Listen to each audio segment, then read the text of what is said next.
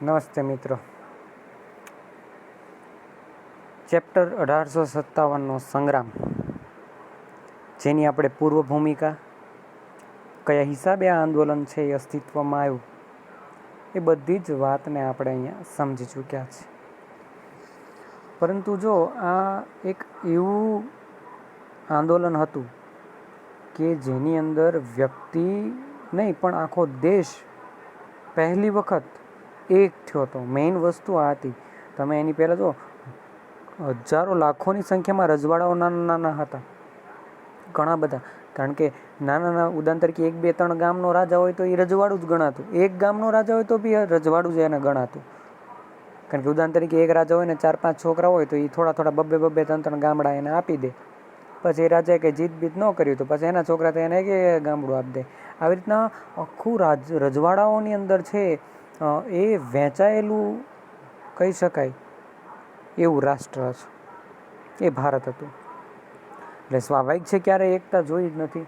પરંતુ પહેલી વખત જ્યારે ભારતની અંદર કોઈ એક પ્રજાએ આખા ભારતની અંદર પોતાનું છે એ રાજ અથવા તો પોતાનું છે એ સામ્રાજ્ય સ્થાપ્યું, તો આખો ભારત દેશ સમજ્યો કે ભાઈ આપણી ઉપર હુકુમત કરવી. અને એ બહારના વ્યક્તિઓ આવીને હુકુમત, પહેલાં બધા એવું હતું કે જો મુસ્લિમો આવ્યા, એ અફઘાનો આવી ગયા, પછી એ મુગલો આવી ગયા, બરાબર, એ બધા આવ્યા.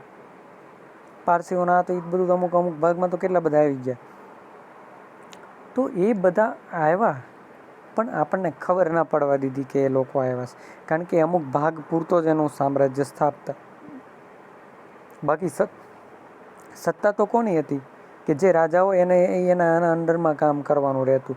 અને ખાસ કરીને અંગ્રેજો જેટલું જે શોષણ અને અત્યાચાર અત્યાર સુધી ભારતના નાગરિકોએ જોયો નહોતો. અને એ જ વસ્તુ અંગ્રેજોએ 100 વર્ષ કરી અને એના માધ્યમથી છે આ એક નાની એવી ચિંગારી છે એક મોટી આગનું સ્વરૂપ ધારણ કર્યું. પરંતુ થયું એવું કે ઘણા બધા કારણોના હિસાબે છે એ 1857નો જે સંગ્રામ હતો, 1857નો જે વિપ્લવ હતો, જે વિશ્વમાં આજે પણ એના વિશેની અભ્યાસો કે ચર્ચાઓ થાય એવા સંગ્રામ ભારતની અંદર જે શરૂઆત સંગ્રામોની જે નીમ હતી એ નિષ્ફળ ગયું. અને એના કારણો આ ચેપ્ટરમાંથી 2 મોટા પ્રશ્ન પૂછાય એવા.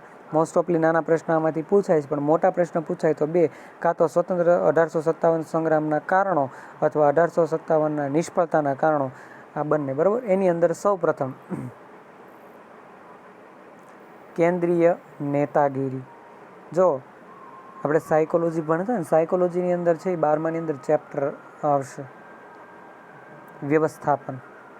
એની અંદર એવું હોય કે કેન્દ્રની અંદર એક વ્યક્તિ હોય અને વ્યક્તિનું છે એ આખું એક જાળું હોય. અને આવી રીતના કોઈ પણ કંપની ચાલતી હોય, મુખ્ય કેન્દ્રિત હોય, તમામ બાબતો છે ને અહીંયાથી આપવામાં આવે અને નાના જે વ્યક્તિઓ છે એની સુધી પહોંચાડવાનું કામ બીજા વ્યક્તિ કરતા હોય. પણ નિયમ કોનો હોય? આનો હોય. એક્ઝામ્પલ તરીકે ટ્રસ્ટી સ્કૂલમાં કે ટ્રસ્ટી તમારી આરઓર સામે કોઈ દી હોતા નથી. ટ્રસ્ટી એમ કે ભાઈ આપણે આ સ્કૂલમાં બદલાવ કરવાનો છે, એટલે એ ટ્રસ્ટીઓ સીધા છે એ સ્કૂલના મેનેજમેન્ટને કે, સ્કૂલનું મેનેજમેન્ટ છે એ ડાયરેક્ટરને કે, ડાયરેક્ટર પ્રિન્સિપાલને કે, પ્રિન્સિપાલો શિક્ષકોને કે, અને શિક્ષકો તમારી સુધી એ વાતને પહોંચાડે. તમે વાલી સુધી પહોંચાડો કે આવો ફેરફાર થયો છે. તો ત્યાં કેન્દ્રની અંદર જે ટ્રસ્ટ, જે મેઇન વ્યક્તિ, બરાબર, તો એ બાબત ત્યારે હતી નહીં. કારણ કે સંગઠન નહોતું. સર્વવ્યાપી જે છે એ કહી શકાય એવી સેનાપતિ પદ છે, એટલે કે જે મેઇન વ્યક્તિ આખું સંભાળી શકે એવું કોઈ હતું નહીં. એ સિવાય જેટલા પણ સંગ્રામકારીઓ હતા એમાં શિસ્ત છે એ હતી નહીં.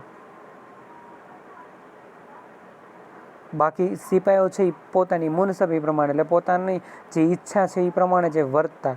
એ સિવાય દિલ્હી છે, કાનપુર છે, અલ્હાબાદ છે, ઝાંસી છે વગેરે ઓલાની અંદર છે એ કોઈ નેતાઓ છે એ આદેશ કરે તો એની અવગણના કરવામાં આવતી. એ સિવાય અમુક જે સિપાહીઓ જીતીને આવ્યા હતા, સ્વાભાવિક રીતે પાવર છે એ દરેક વ્યક્તિને હોય કે ભાઈ હું આ જીતીને આવ્યો છું, હવે એ મને હું શીખવાડતો. આ જે પ્રથા ભારતમાં વર્ષોથી રહીને એના હિસાબે ભારત બહુ હેરાન થયું છે. આજે પણ એ પ્રથા છે ને. આપણને હંમેશા આપણે કોકથી નીચા બતાવીએ ને એ આપણને ન ગમતું હોય. સ્વાભાવિક રીતે બધાની એક એવો પ્રતિભાવ હોય. મોસ્ટ ઓફલી આપણા મનની અંદર થોડુંક તો એવું હોય. ભલે આપણે એને સામેવાળાને કંઈ કહીએ નહીં, પણ આપણને એવું થાય કે ભાઈ એને પાવર તો જો, એવો આપણે શબ્દ વાપરતા હોય. આવું શા માટે? તો એ સમયે જે વિજયી પોતે જીતીને આવ્યા હતા, તો એ વિજયી થયેલા જે સિપાહીઓ હતા એ પોતે જેમ વિચાર્યું નહોતું ને એ પ્રમાણે પોતાની રીતે વર્તતા. અને એની સીધી અસર કોની ઉપર થઈ? પ્રજાના માનસ ઉપર વિપરીત અસર પડી. કારણ કે આ લોકો જે અવ્યવસ્થા ઊભી કરી, પોતે છે એ લોકોને મારવા લાગ્યા, પોતે છે એ લોકોને હેરાન કરવા લાગ્યા. જે સિપાહીઓ છે એણે અંગ્રેજોને કાઢી મૂક્યા હતા. અને એના હિસાબે લોકોને એની પ્રત્યે રોષ ફરીથી જાગ્યો અને સંગ્રામની નિષ્ફળતામાં એણે ભાગ ભજવો. એ સિવાય છે એ કેટલાક જે રાજાઓ હતા, જે જાગીરદારો છે, એ દિલપૂર્વક તાત્યા તોપ છે, લક્ષ્મીબાઈના સૂચન છે, એનો અમુક રાજાઓ અમલ કરતા નહીં. અને એના હિસાબે પણ છે એ આંદોલનની અંદર લોકો ન જોડાણા, એને અંગ્રેજોનો સાથ આપ્યો. લક્ષ્મીબાઈની અંદર કુશળતા હતી. હું એવું માનું છું, એના ઇતિહાસને હું સમજો એ પછી, કે લક્ષ્મીબાઈ જો ધારે તો એ અંગ્રેજોને સંપૂર્ણ રીતે છે એ પાછા કરી દેત. કારણ કે લક્ષ્મીબાઈની અંદર એટલી બધી જબરદસ્ત આવડત હતી. પરંતુ ખાસ કરીને છે એ આજુબાજુના એના જે ભ્રષ્ટ લોકો હતા એના હિસાબે છે એ અંતે પોતે પોતાનું સામ્રાજ્યને બચાવી શક્યા નહીં. એ સિવાય જે લક્ષ્મીબાઈ પોતે સૂચન અમલ થતો નહીં, તાત્યાતોપ સેનાની તરીકે સ્વીકારવામાં આવ્યા નહીં, અને એના હિસાબે છે એ ઘણા બધા પ્રશ્નો ઉદ્ભવ્યા. બીજી વસ્તુ એ હતી, સંગ્રામમાં જે અમુક પ્રદેશો પૂરતા જ મર્યાદા હતા. સંગ્રામો બધા પ્રદેશની અંદર હતા નહીં. ઉદાહરણ તરીકે પંજાબ છે, રાજસ્થાન છે, કાશ્મીર છે, સિંધ છે, પૂર્વ બંગાળ છે, નેપાળ છે, આસામ છે, દક્ષિણ ભારતના પ્રદેશોમાં સંગ્રામ હતો જ નહીં. એટલે એના હિસાબે અંગ્રેજોની પકડ હજી ત્યાં તો આમનામ જ હતી. એટલે અમુક છે એની અંદર જોડાણા પણ ન હતા. એ પણ એક બીજું. મોટાભાગના જે રાજાઓ છે એ સંગ્રામથી અલગ રહ્યા. જેમ હૈદરાબાદના નિજામ છે, કાશ્મીરના રાજા ગુલાબસિંહ છે, પતિયાળા પછી નાભા અને ઝિંદાના શીખ શાસકો, ઇન્દોરના છે એ હોકલર, ગ્વાલિયરના સિંધિયા, વડોદરાના ગાયકવાડ, ભોપાલના નવાબ, ટીકાગઢ, ટેહરી રાજાઓ સંગ્રામને દાબી દેવા અંગ્રેજોનો સાથ આપ્યો. આ બધા જ રાજાઓએ ભલે કોઈ રીતે કે ભાઈ આપણે આપણું રાજ બચાવી લઈએ, નકર અંગ્રેજ આપણે સાથ આપશે તો આપણે શાંતિથી જીવી શકશું, કોઈ પણ બાબત હોય, પણ આ બધાય લોકોએ અંગ્રેજોનો સાથ આપ્યો અને આ જે સંગ્રામ હતું એને દાબવા માટેનો પ્રયત્ન કર્યો. ભલે અમુક એને દાબવા માટે એટલે કે એને સામે ઓલા નહીં, પણ એને કોઈ જાતનો કોઈ સપોર્ટ ન આપ્યો સ્વતંત્ર સંગ્રામીનો. અને એના હિસાબે છે એ ખાસ કરીને છે એ અંગ્રેજોનો સાથ છે આ લોકોનો મળવાથી અંગ્રેજોને આ જે સંગ્રામ હતો એ દાબી દીધો, એટલે કે એને સમાઈ દીધો. સંગ્રામને નિષ્ફળ બનાવવામાં તથા અંગ્રેજ સરકારને વિજય આપવામાં છે એ શીખો તથા ગુરખાઓ પણ અંગ્રેજો પક્ષે લડ્યા. તો એ બધાય પણ અંગ્રેજો પક્ષે લડ્યા. એટલે સ્વાભાવિક રીતે ભારતનો જ એક વ્યક્તિ, ભારતનો અમુક સમુદાય ભારતને સ્વતંત્ર કરવા માગતો હતો, અને બીજી બાજુ છે એ સામે છે એ એક ભારતનો જેવો પક્ષ જે આપણી ઉપર શાસન કરે છે એનો પક્ષ આપવા માંડ્યા. સ્વાભાવિક રીતે વ્યક્તિને એવું મનની અંદર થાય કે ભાઈ મારે છે જો હું આની આગળ રહું, આ સત્તા આની જબરદસ્ત સત્તા છે. ઉદાહરણ તરીકે આપણે રાજકારણમાં જોઈએ તો આમાં પક્ષ પલટો કરી દે, જે મજબૂત પક્ષ હોય એમાં લોકો જોડાઈ જાય. એટલે આ એવી બાબત હતી, બરાબર છે. અને એના હિસાબે છે અંગ્રેજો સ્વતંત્ર રીતે પોતાની પકડ છે જમાઈ રાખ્યા. પણ એ એક વસ્તુ કે 1857ની અંદર માઇનસ પોઈન્ટ એ હતો કે ત્યારે લોકોના મનમાં સ્વતંત્ર અંગ્રેજોને કાઢવાનો હતો, અંગ્રેજોની દમનગીરી. પણ એવું નહોતું કે ભારતને સ્વતંત્ર બનાવો, એવી વિચારધારા હજી શરૂઆત થઈ હતી નહીં. એ સિવાય વિદ્રોહકારીની નબળાઈ. ઝાંસીની રાણી લક્ષ્મીબાઈ અને તાત્યા જે ટોપે હતા એને બાદ વિદ્રોહકારી પાસે સફળ નેતાગીરી ન હતી. પછી જેટલા વિદ્રોહકારી હતા એના પાસે કાંઈ સફળ તેને જ્યારે સામે પક્ષે છે લોરેન્સ ભાઈઓ, હેવલોક, નિકોલસ એડવર્ડ્સ, વુઝરોઝ કેમ્પસ વગેરે અનુભવી શક્તિશાળી નેતાઓ હતા કે જેમણે બહુ સારી એવી છે એ બ્રિટનની અંદર છે એ અલગ અલગ પ્રકારની યુદ્ધના લડીને આવેલા હતા. અને આ લોકો સામે પછી જે બળવાખોર્યા હતા એનું કાંઈ ચાલ્યું નહીં. એ સિવાય અંગ્રેજો પાસે છે અશ્વદળ, તોપદળ તથા પાયદળ અને વિપ્લવકારી આવા દળો પણ ઘણા બધા હતા.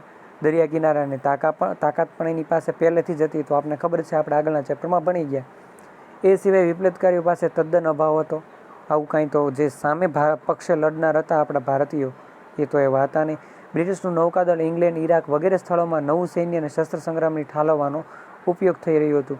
એટલે નવા સશસ્ત્રોને આ તેને ભારતમાં લાવવા જ માંડ્યા. એ સિવાય અંગ્રેજો પાસે છે રેલવે, તાર, ટપાલ, વાહન વ્યવહાર અને સૈન્યના પુરવઠાનું હેરફેર માટે છે આપલે કરવા માટે ઉપયોગ કરતા. અને એ વ્યવસ્થા છે એ આપણા કોઈ સંગ્રામીઓ પાસે હતી નહીં, અને એના હિસાબે પણ અંગ્રેજો પોતાની શક્તિને આગળ ધપાવતા રહ્યા. બીજું, શિક્ષિત લોકો નહોતા. મોટાભાગના જે શિક્ષિત તો બુદ્ધિજીવ હતા એ સંગ્રામમાં જોડાયા જ નહીં.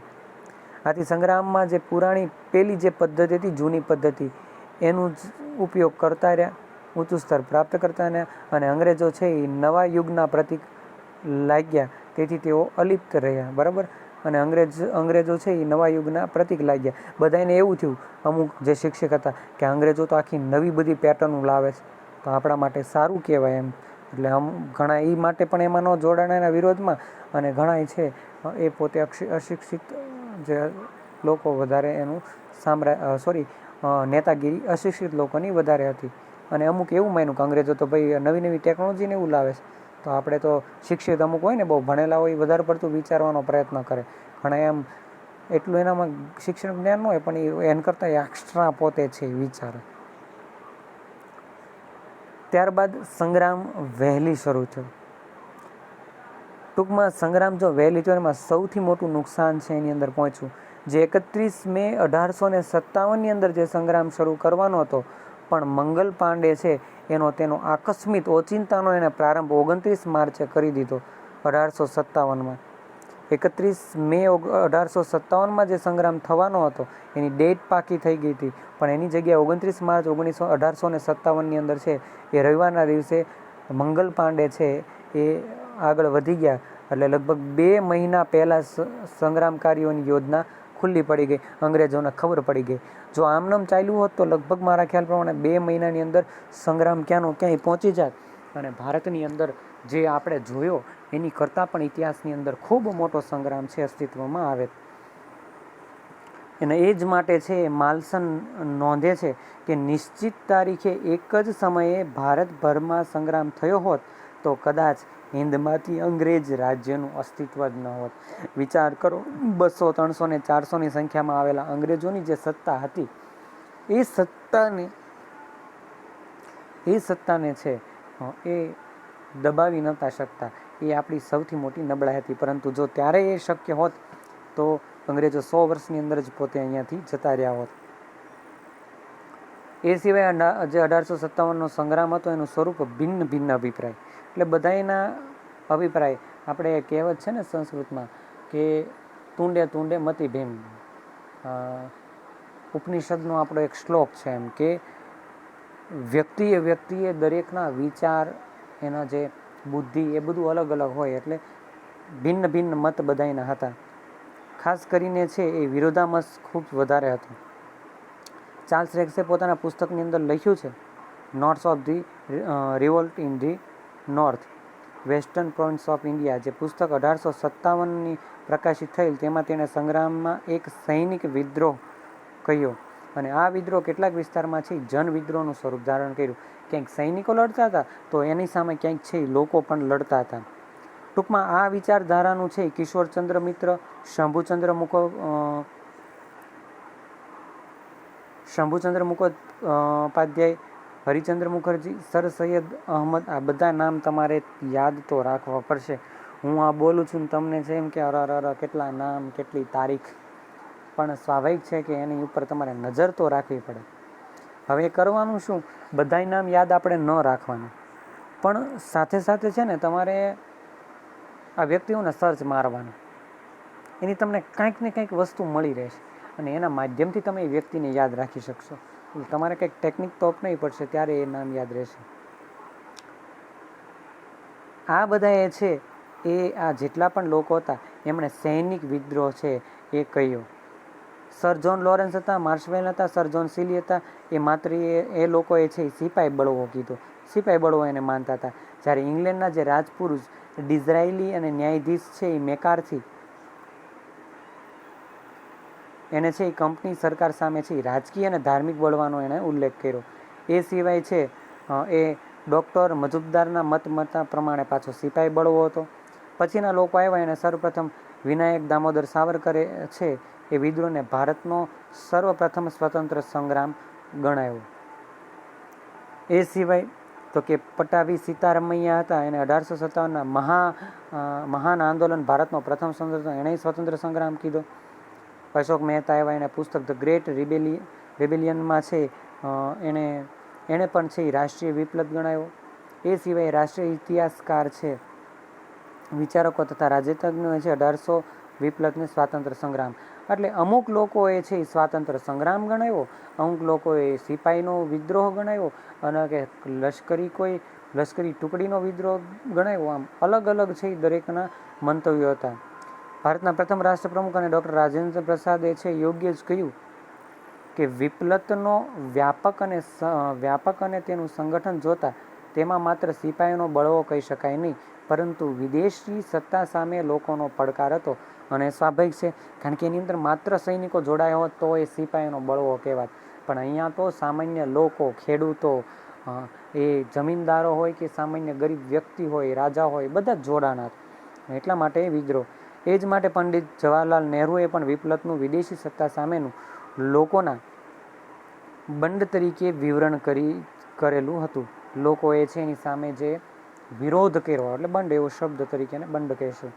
ડૉક્ટર રાધાકૃષ્ણ મત પ્રમાણે પણ 1857ના વિપ્લવ અને તેના નેતૃત્વ અમુક ઉણપો હોવા છતાં તેમના આગેવાનોને બતાવેલી વીરતા અને બલિદાન ભાવિ રાષ્ટ્રીય આંદોલન માટે પ્રેરણારૂપ હતા એમ કીધું. એટલે એણે પણ રાષ્ટ્રીય આંદોલન કીધું. હવે આ પ્રશ્નની અંદર તમારે બધાના નામ યાદ રાખવાના જરૂર છે નહીં. સોરી, આ પેરેગ્રાફની અંદર પહેલાં તો તમારે છે જેણે સ્વાતંત્ર્ય સિપાહીનો બળવો કીધો, એટલે કે લશ્કરી જે કીધું એ આ નામ હોય, બરાબર. આ બધા સિપાહીઓનો કીધો ને એ બધા નામ તમારે એક સાઈડ ભેગા કરવાના. બીજી બાજુ આપણા જેટલા હતા, જેટલા ભારતના, એ પછી છે એ રાજેન્દ્ર પ્રસાદ હોય, જવાહરલાલ નહેરુ હોય, સાવરકર હોય, બરાબર છે, એ સીતારામૈયાનો હોય, આ બધાને એક બાજુ મૂકવાના. એટલે તમારી પાસે એક બાજુ લિસ્ટ બની ગયું કયું, જેણે સિપાહીનું કીધું હતું કે ભાઈ સિપાહીનો બળવો, લશ્કરનો બળવો હતો, અને બીજું બાજુ કે જેણે એવું કીધું કે ભારતનો સ્વતંત્ર સંગ્રામ હતો. એટલે એને નામ તમે આડા પાડી દેશો, એક બાજુ આવ્યા ને એક બાજુ, એટલે એમાંથી અમુક નામ આમાંથી યાદ રહે, અમુક આમાં જ લાગે, તમારો પેરેગ્રાફ તૈયાર. એટલે એવી રીતના તમારે યાદ રાખવાનું છે.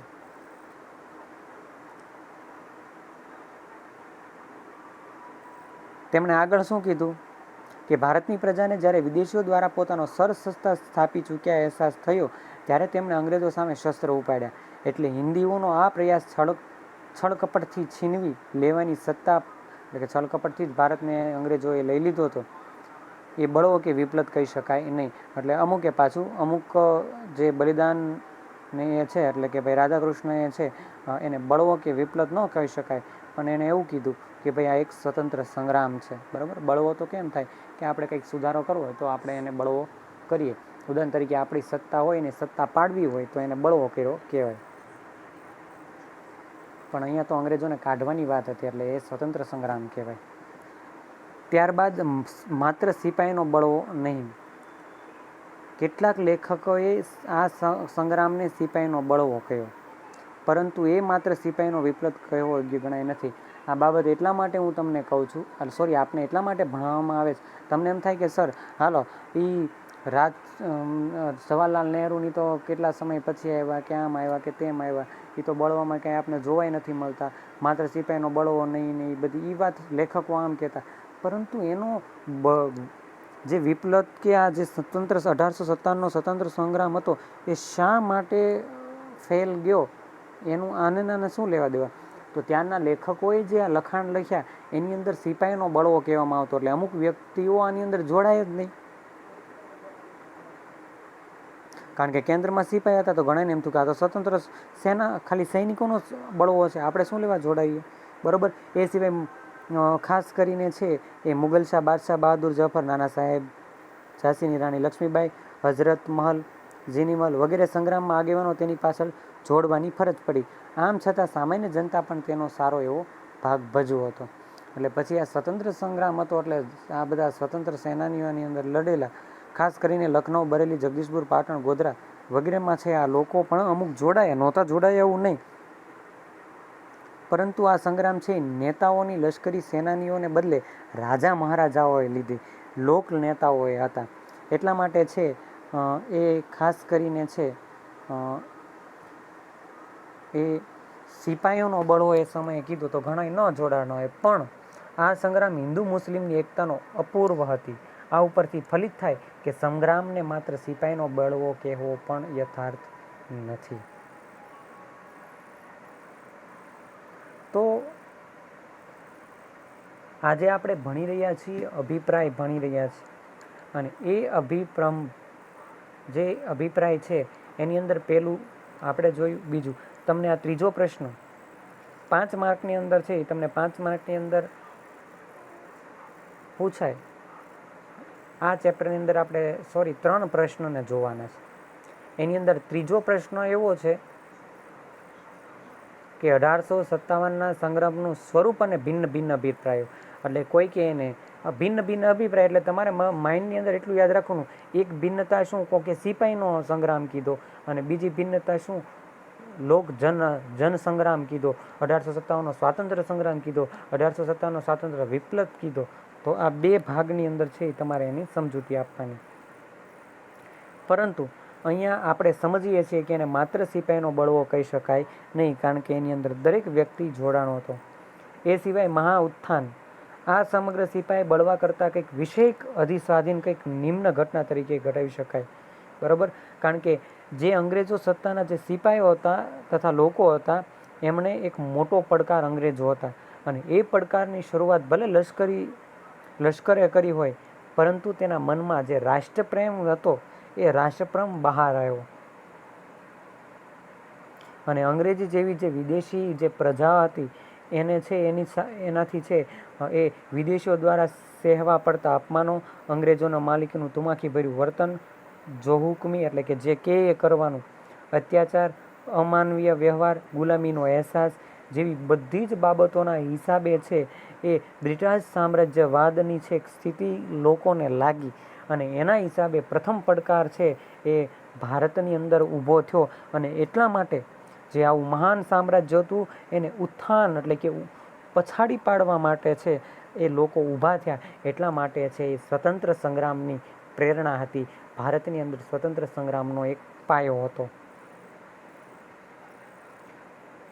આ પ્રશ્ન પૂછાય તો મારા ખ્યાલ પ્રમાણે નહીં પૂછાય, 99.99% આજે પૂછાય તો 1 માર્કમાં પૂછાય, 2 માર્કની અંદર પૂછાય કે ભાઈ માત્ર સિપાહીનો બળવો 1857 માત્ર સિપાહીનો બળવો હતો નહીં, કારણ કે એમ કરીને પૂછાઈ શકે, અથવા મહા ઉત્થાન 1857 મહાન ઉત્થાન. બરાબર, તો એને પણ 2 લીટીમાં તમે સમજાવી શકો. 3 માર્કની અંદર છે એ મોસ્ટ ઓફલી પૂછાય છે આ પ્રશ્ન, અને મારા ખ્યાલ પ્રમાણે ઝાઝા ભાગે છે એ 3 માર્કમાં તો એક વખત પૂછાયેલો છે, પણ કોર્સ ફરી ગયો, પછી એની પહેલાં પણ આપણે ભણવામાં આવતું ત્યારે. પણ અત્યારે છે એ આ 5 માર્કના બોર્ડના પ્રશ્ન માટે કારણો કરતાં પણ પરિણામો આઈએમપી, મોસ્ટ આઈએમપી પ્રશ્ન છે.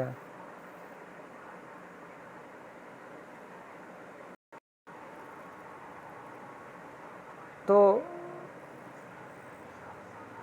1857ના સંગ્રામના પરિણામો, આને યાદ રાખવું હોય તો આપણે એક નાનું એવું કહી શકીએ કે ભાઈ આ લશ્કર નો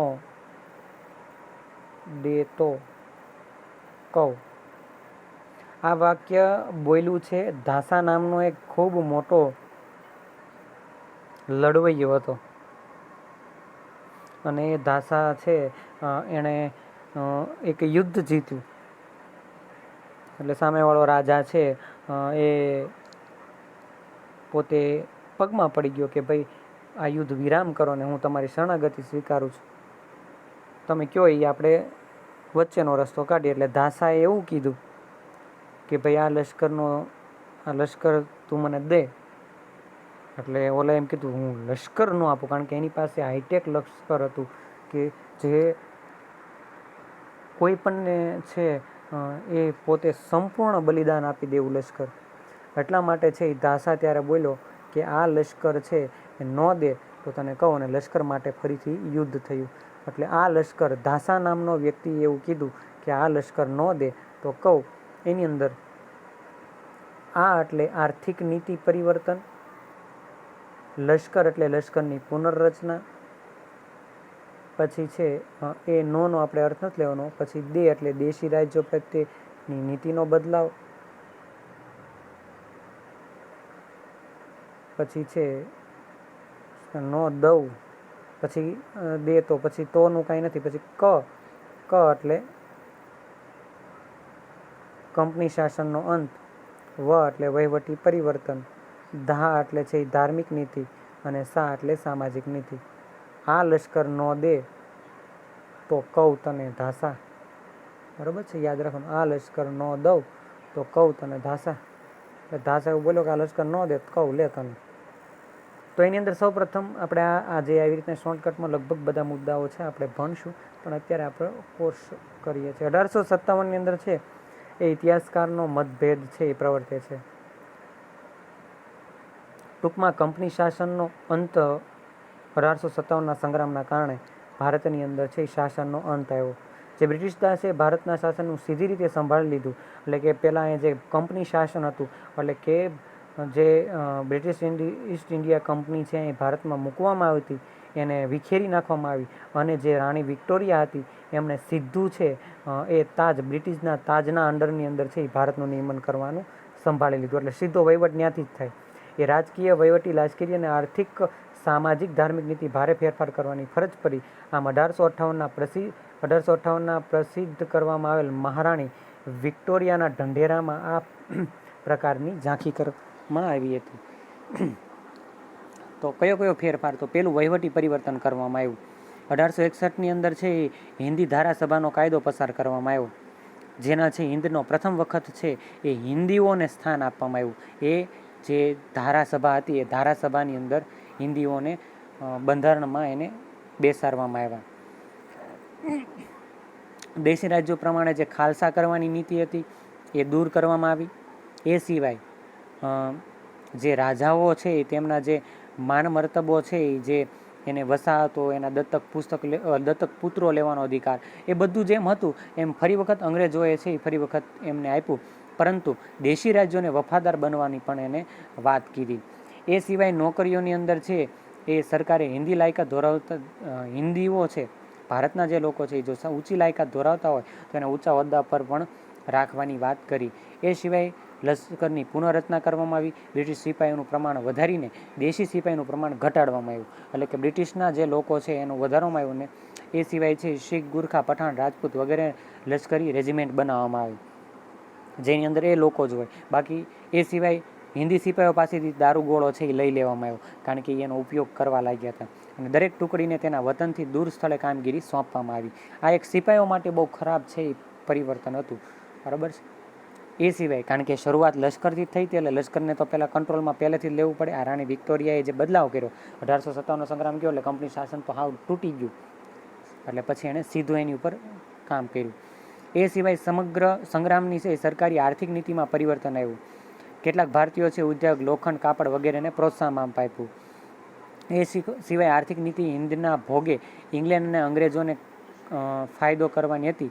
તેમણે લોખંડ, કાપડ વગેરે જે ઉદ્યોગો હતા એને ઉત્તેજન આપવામાં આવ્યું.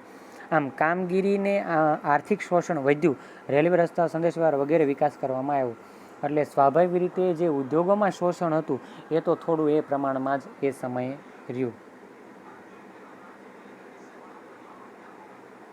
ટૂંકમાં જે હિન્દુઓને ભોગે ઇંગ્લેન્ડ અને અંગ્રેજો જે ફાયદો થતો એ તો આમને શરૂ રહ્યો, પરંતુ સામે રેલવે અને રસ્તાઓ તથા સંદેશ વ્યવહારનો વિકાસ કરવામાં આવ્યો. એટલે હજી આપણો જે ઉદ્યોગ હતો એ તો ભાંગી જ પડેલો હતો. એ સિવાય 1857ની અંદર સરકારે છે હિન્દમાં ભાગલા પાડો અને રાજ કરવાની નીતિ અપનાવી. સતત કોમવાદને ઉત્તેજન આપ્યું, કારણ કે એ સમયે હિન્દુ અને મુસ્લિમની એકતા જોઈને અંગ્રેજો પણ હલી ગયા, પરંતુ એ એકતાને તોડવાની એને શરૂઆત કરી, અને અંતે છે એમણે કોમવાદ ઊભો કર્યો. સામાજિક ક્ષેત્રે અપ્રગતિશીલ નીતિઓ ઊભી કરી, રૂઢિચુસ્તના ધારણાઓ રૂઢિચુસ્ત તત્વો સામે છે એ સરકારે પ્રગતિશીલ બળવા રોકવા માગતી હતી, અને એના હિસાબે એટલે જે લોકો પ્રગતિ ભારતના સ્વતંત્ર માટે પ્રગતિ કરતા એ બધું જ તોડવા માટેનો એને પ્રયત્ન કરી દીધો. ત્યારબાદ ધાર્મિક નીતિમાં ફેરફાર કર્યો. તેણે છે એ ખ્રિસ્તી પાદરીઓને જે સંસ્થાના અધિકૃત રીતે અપાતું ઉત્તેજન હતું કે પાદરીઓને છે એ ધર્મ પરિવર્તન માટે ઉત્તેજન અપાતું, એ બધું બંધ કરી દીધું. એ સિવાય સિપાઈ અને લોકોની ધાર્મિક લાગણી ન દુભાય એની પણ ધ્યાન રાખવામાં આવ્યું. ધર્મગુરુને રૂઢિચુસ્ત વર્ગને છે એ ટેકો મળી રહે એનું પણ ધ્યાન આપવામાં આવ્યું. એ સિવાય ખાસ કરીને છે એ નિષ્ફળતા ભારતની જે વિલીન થઈ, ટૂંકમાં 1857ના સંગ્રામની જે નિષ્ફળતા હતી એ વિલન અને મધ્યયુગનો સમાપ્ત થયો અને નૂતન યુગ છે એ પગરણ માંડ્યા. બ્રિટિશ સરકારના સીધા હેઠળ નૂતન રાષ્ટ્રવાદનો ઉદ્ભવ અને વિકાસ મેળવ્યો. એટલે આ એક જે 1857ની ચિંગારી લાગી હતી એ હવે પછીના 100 વર્ષ અંગ્રેજો માટે કપરા થવાના હતા. આ 100 વર્ષની અંદર અઢળક મોટા મોટા આંદોલનો થવાના હતા. એવા જે નેતાઓ બહાર આવવાના હતા કે જેના હિસાબે ભારત હંમેશા અત્યારે સુધી અને આજીવન છે એ પોતે ગર્વ છે એ અનુભવશે. એ માટે ભારતમાં ગાંધીયુગની એક શરૂઆત થવાની હતી. બ્રિટિશ શાસનમાં છે એ દૂસરીને ફેંકી 1857ના ફેંકી દેવા માટેના જે પાયા હતા એ આ સમયે છે એ રોપાણા, અને 1857નો સંગ્રામ છે એ ખૂબ શક્તિશાળી સ્વરૂપે છે એ ભારતમાં અંગ્રેજોને દૂર કરવા માટે છે એ આગળ થયો. તો ટૂંકમાં આ ચેપ્ટર આપણે અહીંયા પૂરું કરીએ છીએ, અને આ ચેપ્ટરમાં તમને ઘણી બધી માહિતી મળતી હશે. ફરી વખત આ ચેપ્ટર પૂરું કરતા છે હું તમને એક પ્રશ્ન પૂછું છું, અને એ પ્રશ્ન એ પૂછું છું કે ખાસ કરીને છે એ આપણે છેલ્લા લેક્ચરની અંદર છે એ ઘણા બધા સ્વાતંત્ર્ય સંગ્રામોની વાત કરી, જેની અંદર છે એ અલગ અલગ વ્યક્તિ કઈ જગ્યાએથી કયા વ્યક્તિએ છે એ પોતાનું યોગદાન મહત્વનું આપ્યું. અથવા એવું મેં કીધું હતું ભાઈ ઉદાહરણ તરીકે ઝાંસી હતું તો ત્યાં રાણી લક્ષ્મીબાઈ છે એ પોતે એનો આગેવાની હતા. તો એવું એક નેતૃત્વ છે, એ નેતૃત્વની વાત છે હું તમને અહીંયા એક પ્રશ્નના માધ્યમથી પૂછવા માગું છું. એ પ્રશ્નનો જવાબ છે એ તમારે મને કોમેન્ટ બોક્સની અંદર કહેવાનો છે. ટૂંકમાં બરેલી છે જે બરેલી, એ બરેલીની અંદર છે એ કોનું નેતૃત્વ એ સમયે હતું એ તમારે છે કોમેન્ટ બોક્સની અંદર કહેવાનું છે. ખૂબ ખૂબ ધન્યવાદ.